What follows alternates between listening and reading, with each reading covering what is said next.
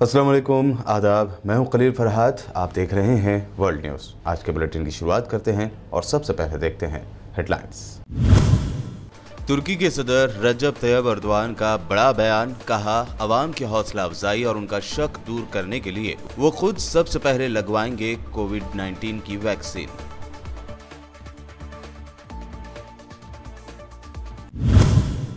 दुनिया भर में शुरू हुई कोविड-19 की वैक्सीन हासिल करने की दौड़, सऊदी अरब भी शामिल, कहा वैक्सीन वसूल करने वाले पहले ममालिक की लिस्ट में होगा सऊदी अरब।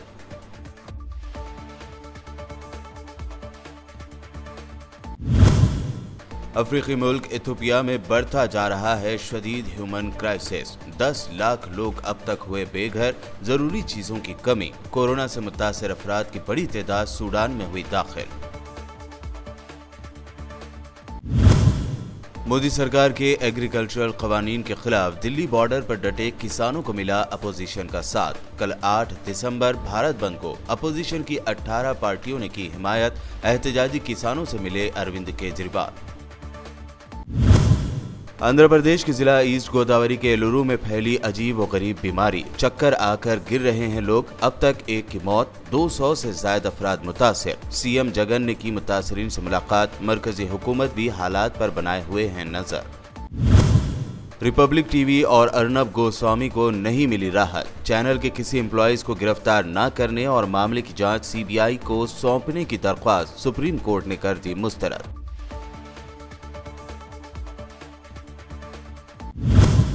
और अब पेश है खबरों की तफसील। तुर्की के सदर रजब तैयब अर्दवान ने कहा है कि अवाम की हौसला अफजाई के लिए वो खुद सबसे पहले वैक्सीन लगवाएंगे ताकि वैक्सीन से मुताल्लिक़ अवाम में जो शकूक व शुबहात हैं वो दूर किए जाएँ। तुर्क अवाम की सेहत उनकी अव्वलीन तरजीह है। हुकूमत हर सूरत जल्द अज जल्द वैक्सीन हासिल करने की कोशिश कर रही है।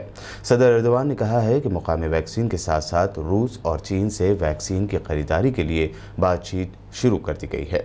एक सवाल के जवाब में उन्होंने मजीद कहा कि इमानुएल मैक्रोन फ्रांस के लिए एक मुसीबत और अजाब बन गए हैं। मैक्रोन के होते हुए फ्रांस एक मुश्किल और ख़तरनाक दौर से गुजर रहा है। उन्होंने कहा कि मुझे उम्मीद है कि फ्रांसीसी अवाम जल्द ही मैक्रोन से छुटकारा हासिल कर लेंगे।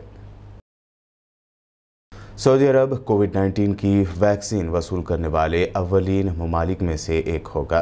सऊदी वजारत सेहत के तर्जुमान ने बताया है कि मुमलिकत ने वैक्सीन तैयार करने वाली कंपनियों से अहम समझौते तय कर लिए हैं। अलबत्ता उन्होंने इन कंपनियों के नाम नहीं बताए हैं। तर्जुमान ने कहा कि सऊदी अरब में वैक्सीन दस्तयाब होने की सूरत में रजिस्ट्रेशन का निज़ाम मुतारिफ कराया जाएगा। इसमें वैक्सीन लगवाने के ख्वाहिशमंद अफराद अपने नामों का रजिस्ट्रेशन करा सकेंगे। इसकी तफसील का बहुत जल्द ऐलान किया जाएगा। सऊदी अरब के साबिक़ इंटेलिजेंस चीफ और अमेरिका में साबिक़ सफ़ीर शहजादा तुर्की अल फैसल ने मनामा डायलॉग में इसराइल को कड़ी तनकीद का निशाना बनाते हुए कहा कि इसराइल ने अरब सरजमीन पर कब्जा कर रखा है और फ़लस्तीनियों को अज़ियती कैंपों में डाल रखा है। उन्होंने अपनी तकरीर के आगाज़ में वाज़ेह किया कि वो अपने ज़ाती नुक्ते नज़र का इजहार कर रहे हैं। उन्होंने फ़लस्तीनियों के ख़िलाफ़ इसराइल के इक़दामात पर कड़ी नुक्ताचीनी की और उसको मिडल ईस्ट में आखिरी मगरबी नौ आबादी क़ुव्वत करार दिया। शहजादा तुर्की अल फैसल ने दो टोक अल्फाज में भी कहा कि इसराइल ने पड़ोसी अरब सरजमीन पर कब्ज़ा कर रखा है, मगर उसने हनूज़ ये कब्ज़ा ख़त्म नहीं किया। तुर्की के सदर रजब तैयब अर्दवान ने कहा है कि तुर्की तमाम किस्म के हेलीकॉप्टर इंजन डिज़ाइन करने और उन्हें मुकामी तौर पर तैयार करने में खुद कफील हो गया है।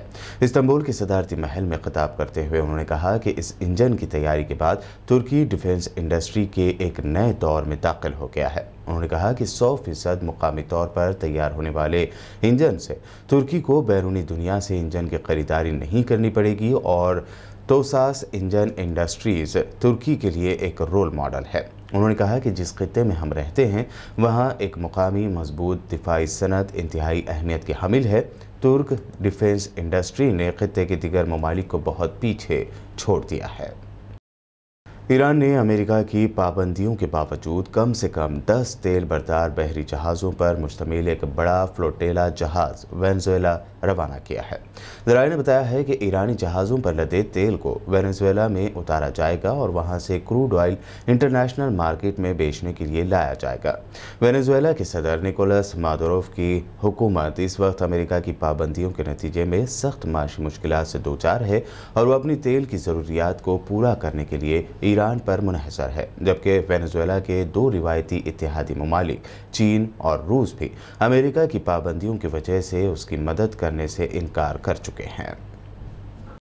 अफ्रीकी मुल्क इथियोपिया के शुमाली इलाके तिग्राई में एक महीने तक जारी खाना जंगी ने न सिर्फ कोरोना वबा की रोकथाम की कोशिशों को तबाह किया है, बल्कि इस लड़ाई ने 10 लाख लोगों को बेघर कर दिया है और लाखों लोग बुनियादी इंसानी ज़रूरियात की शदीद कमी का सामना कर रहे हैं। ज़राए के मुताबिक तिग्राई में होने वाली लड़ाई में एक तरफ हुकूमत की फेडरल फोर्सेज है और दूसरी तरफ तिग्राई की जंगजू तंजीमें आपस में लड़ रही हैं। तनाज़े के नतीजे में लाखों अफराद मुतासर हुए हैं और एक बड़ी तादाद पड़ोसी मुल्क सूडान की सरहद पार करके अंदर दाखिल हो गई है।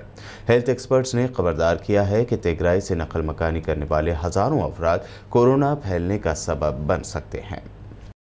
सऊदी अरब में मुकामी सतह पर ख़वातीन की बैडमिंटन चैम्पियनशिप ख़त्म हो गई। इस मौके पर सऊदी बैडमिंटन फेडरेशन की बोर्ड ऑफ डायरेक्टर्स के मेंबर मिनाल असीरी ने शहजादी नोरा यूनिवर्सिटी में डायरेक्टर स्पोर्ट्स अफेयर्स की मौजूदगी में सऊदी ख़वातीन की चैम्पियनशिप में जीत दर्ज करने वालों की ताजपोशी की और उनमें इनामात तकसीम किए। वर्ल्ड न्यूज़ में वक्त हुआ है एक शॉर्ट ब्रेक का। ब्रेक के बाद देखेंगे अहम नेशनल न्यूज़। जाइएगा नहीं, हम जल्द ही लौटेंगे।